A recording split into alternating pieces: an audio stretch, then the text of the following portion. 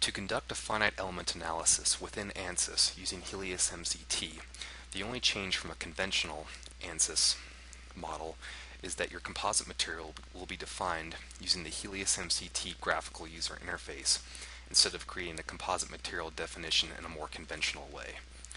To access the HeliusMCT graphical user interface, the Helius macro button can be clicked on underneath the ANSYS toolbar.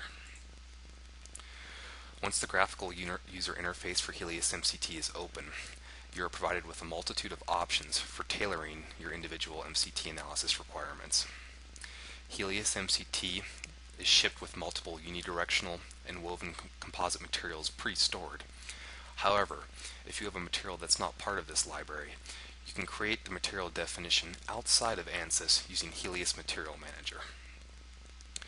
Once inside ANSYS, though, you pick the material that has either been pre-stored or you have created previously, and the GUI is used to tailor that individual material to your analysis needs. Some of those options include selecting what unit system your model is created in, selecting which Cartesian coordinate direction your fiber direction is oriented in, looking over a brief summary of the material properties either defined in Helius Material Manager or predefined in the material library. And then also you have at the bottom a grouping of analysis criteria that allow you to modify your particular analysis needs.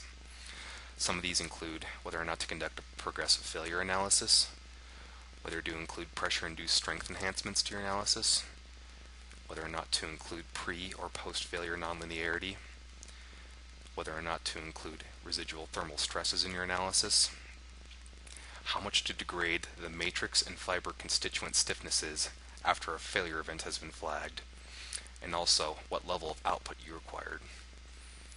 All of these options are covered in detail in the HeliusMCT documentation. However, a brief summary is available by just simply scrolling over your analysis criteria. Once all your definitions have been chosen, simply click OK, and your material model within ANSYS is created automatically.